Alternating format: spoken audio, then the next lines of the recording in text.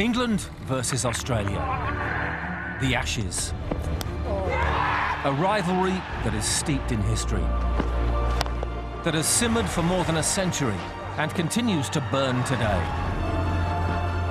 It has spawned heroes and legends, and all in pursuit of the smallest trophy in sport for the greatest honour.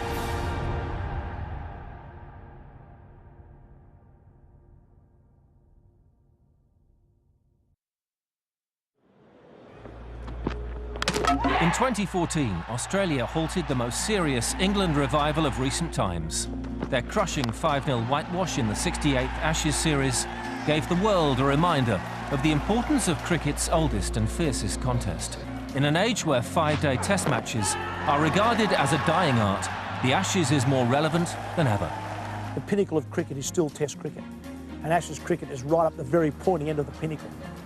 The Ashes series revives cricket. I mean, if people stop going to watch Australia versus England or England versus Australia, then cricket is dead. That'll never happen. There is huge rivalry between England and Australia. Always has been, always will be. Brilliant catch. You get beaten by England, that's the end of the world. The roar was going up, kill, kill, kill, as you walked out the bat, and I thought, this is it, I'm back home now. This is great. We're going to go out and we're going to do it for the captain, but more importantly, we'll do it for that baggy green. This is a rivalry that can never escape that history.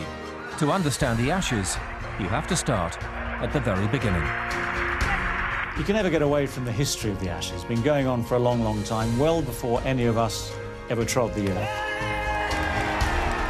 I think it's been going on for so long that you're just carrying on the tradition. The convicts, the English, the Poms. You feel you're only one little small part in this massive history of Ashes cricket. And it's all to win this tiny urn. Perhaps the smallest trophy in sport, but a prize with a huge significance. It's only about that big, but it's just massive, you know. In terms of being so special, it's just massive. There you are. That's what it's all about. And that's, you know, the history is encompassed in that tiny little urn.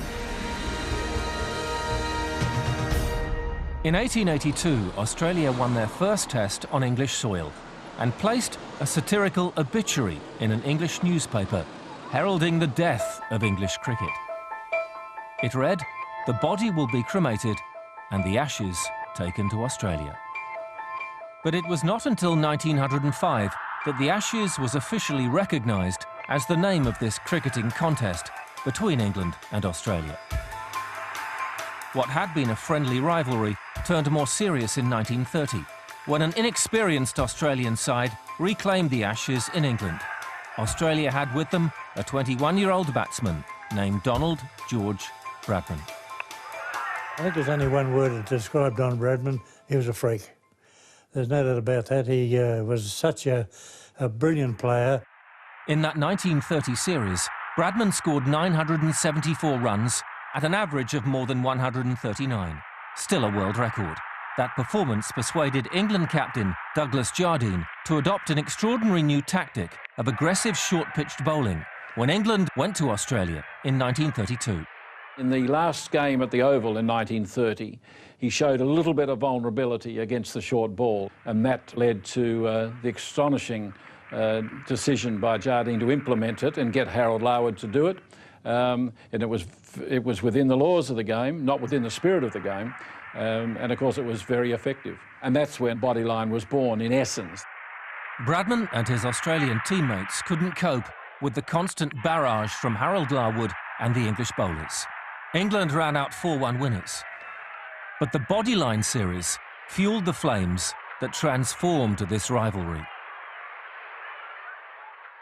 Tremendous tensions existed between home and the mother country. And it was a very, very difficult time. The country was outraged at the tactics employed by Jardine. England may have regained the Ashes, but they could not contain the Don for long. In 1937, with his Australian side 2-0 down, he scored 3 successive centuries to turn the series around for a 3-2 win. The English realised they were witnessing a genius, and Bradman became a legendary figure in both countries. The English people just loved him, you know. From his deeds in the 30, 34 and 38, they just loved him. He played when the Australian people, and in fact the English people, needed something to hold on to. As Bradman walked out to play his last innings in Test cricket in 1948 at the Oval, where the Ashes began 66 years earlier, he received a standing ovation. He needed just 4 runs for a career average of 100. He didn't pick Eric Holly's wrong and got an inside edge, dragged it back on the stumps, and he's out bowled for naught. Anyway, he came back in the dressing room, and the first thing he sat down, took his cap off, and he said, "Fancy doing a thing like that." That's all he said. The greatest batsman of all time had been humbled by his sport's greatest occasion. But even today, Bradman is the leading run scorer in Ashes history. The Don was the first real Ashes hero, a man who made the contest his own. And while England won back the urn in 1953 for the first time in 20 years, the Ashes was becoming known for producing heroes and inspiring greatness. England's Jim Laker taking 19 wickets in a single test in 1956. Richie Benaud spinning Australia to victory in the 58-59 series. Bob Massey's inspired bowling and the Chappell brothers batting in 1972. But it was the arrival of 2 fierce young Australian bowlers in the 70s that gave the rivalry an edge again. Dennis Lillee and Jeff Thompson tore into England's batting. If you've one, you can cope. If you've 2 of them, it's difficult, and they were 2 of the very best at the time. He had a very successful first Test match, and he was the tearaway quick in those days, but a tearaway quick that swung the ball, and he just become a totally great bowler. It didn't matter what side England had put out, we would have been steamrolled by Thompson and Lillee in that series. He said, I like nothing better than seeing blood on the pitch. I'd sort of said, I'd take it that's mine and not yours. England were destroyed 4-1 by Lillee and Thompson's speed. But just 3 years later, Australian cricket was in disarray as some of their leading players defected to play World Series cricket. England took their chance, winning 3-0. That 77 series also marked the arrival of cricket's next superstar. To make your debut against any Test-playing country is magnificent. But for an Englishman or an Australian to make your debut against the old enemy and win the game is something you don't forget. You just don't forget it.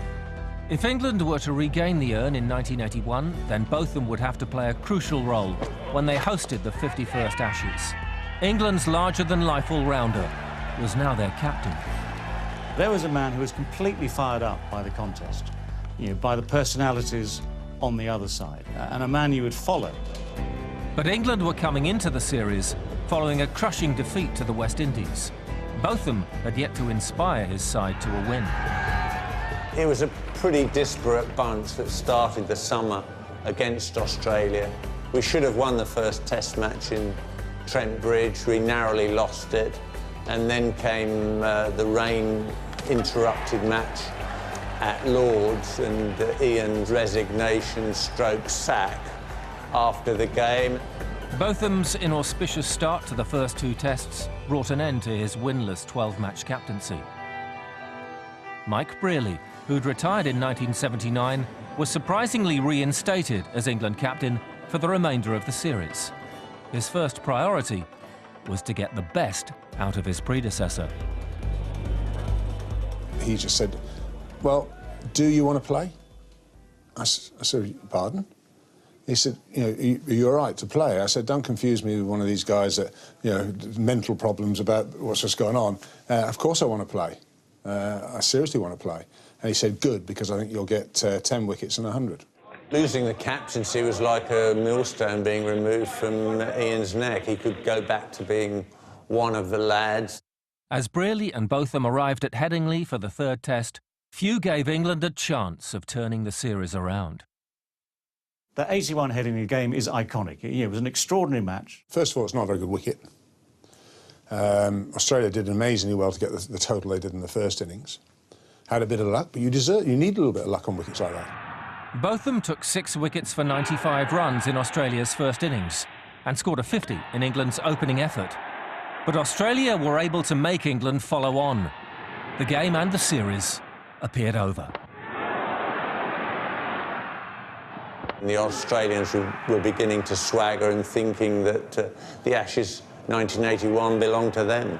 I think we'd all given up hope realistically. We all know what the odds were according to Ladbrokes that day, you know, 500 to 1. We all booked out of the hotel on the Monday morning thinking that that would be the end of the game.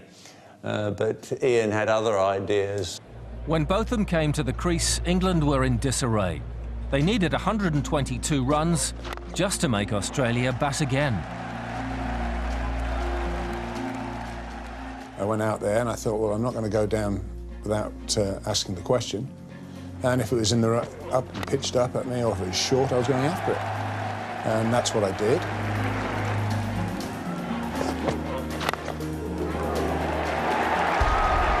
And not quite where he intended, but it brings him his 50 nonetheless. He started off slogging, got a few lucky edges that went through and over the slips. But then he started batting better and better, and he had great company from Chris Old and Graham Dilley. And there is the 100 partnership between Ian Botham and Graham Dilley. Dilley, in particular, offered crucial resistance as the pair added 117 runs. I said, look, mate, just enjoy it. If you think it's there to hit, don't worry about me, you hit it. And he did. He got 50-odd, and suddenly we were parity with the Australian total. And I thought, oh, all right, OK. Botham completed his century in style.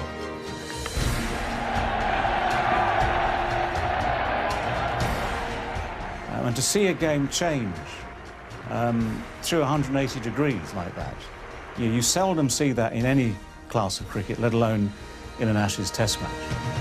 Botham's inspired, unbeaten 149 had changed the course of the match. We went up to the dressing room afterwards, and the boys all said, well, yeah, we can win this, lads. We can seriously win this, because, this wicket's not good.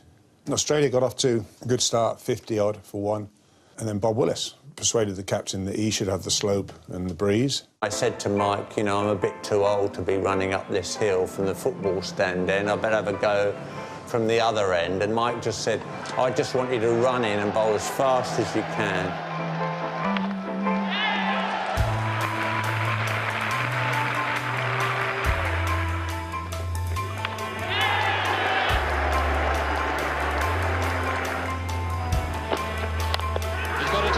He's gone.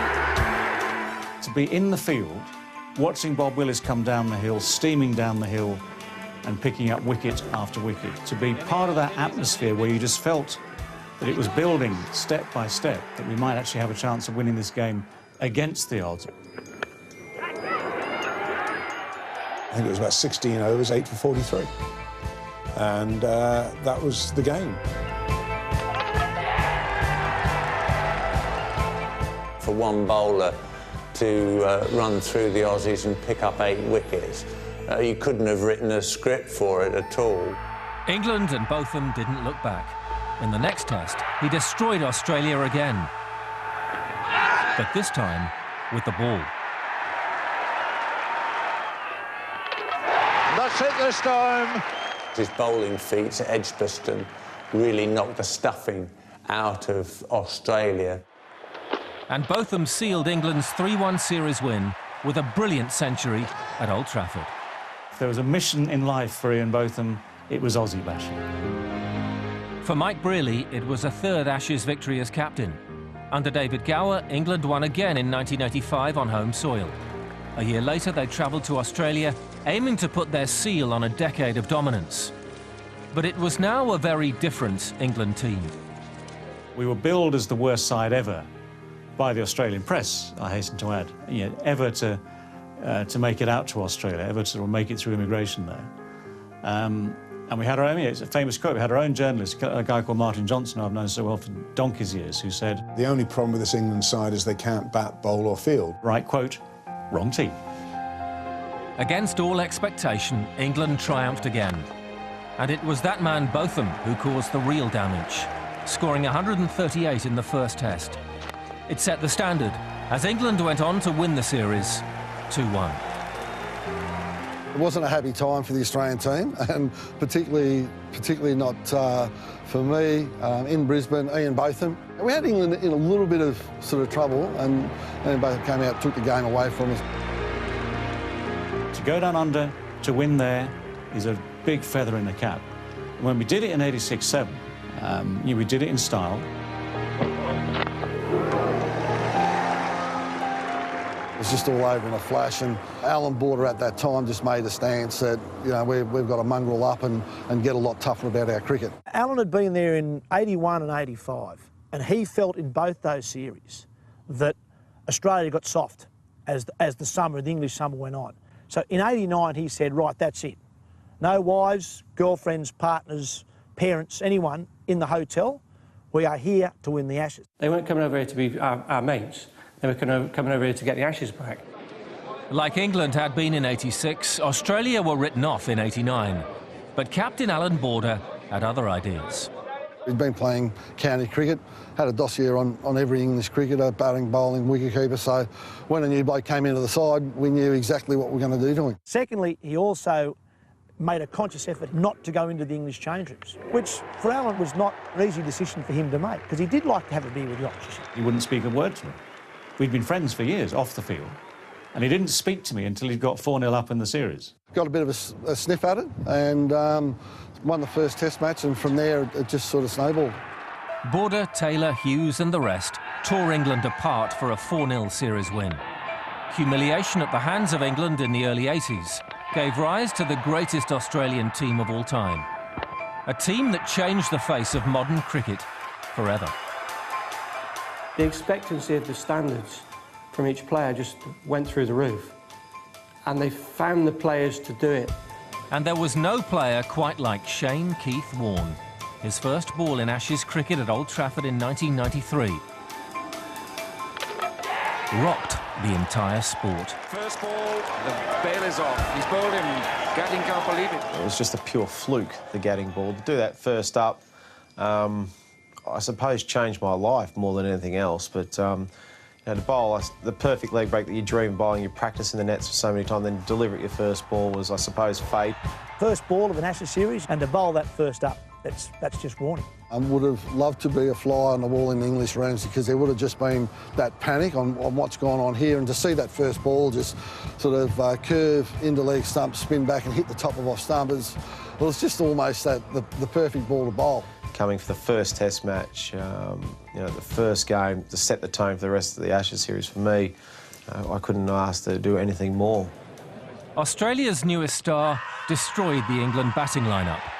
The gulf between the sides could not have been much greater. Australia romped home 4-1 winners. '93 Ashes tour was just something special. We just had a really good group of guys, had a great bunch of fellas. We did everything together. You know, they used to have rest days too, so they were pretty good. They were sponsored by Forex. Like '89, '93 were sponsored by Forex, and we got told to get behind our sponsors. No one in the team had a problem with that.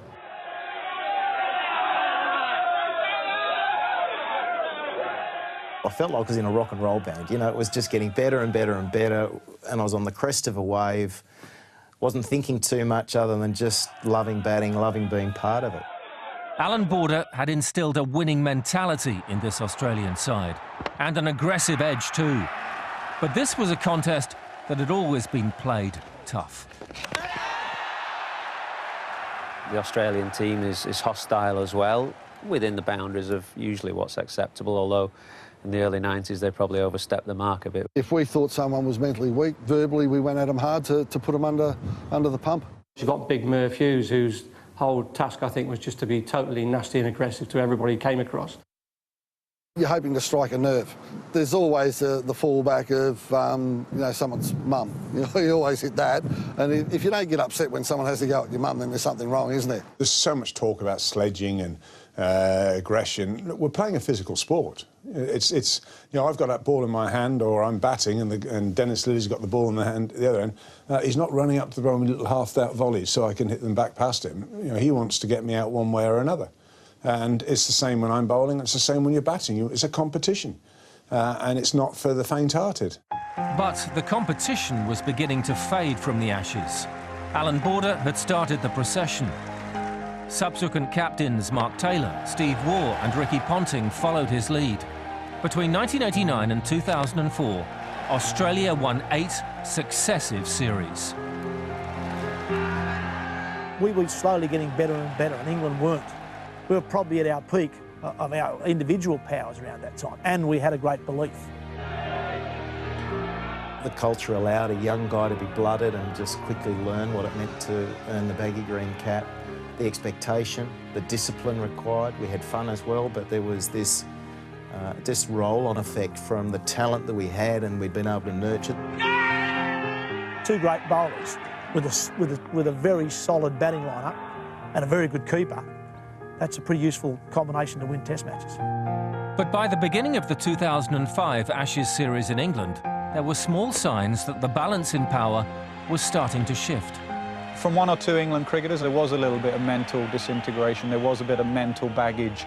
In 2005, that's what Michael Vaughan's side didn't have. They didn't have any mental scarring.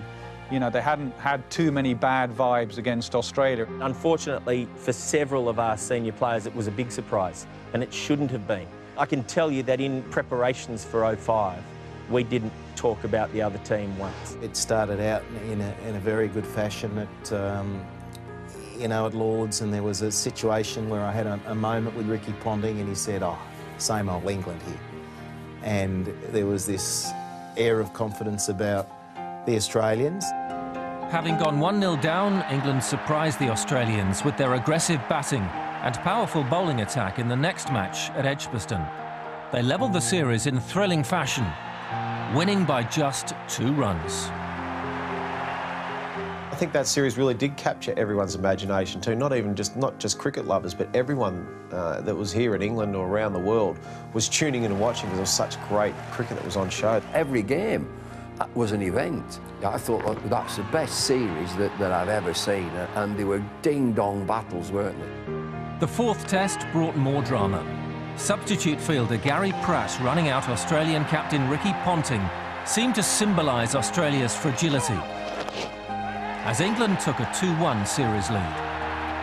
Players that had been beaten easily by Australian teams were starting to go, well, you know what, we're actually all the same skill level here. You've just believed more in yourselves, and you've believed that you could knock us off, and you're wrong.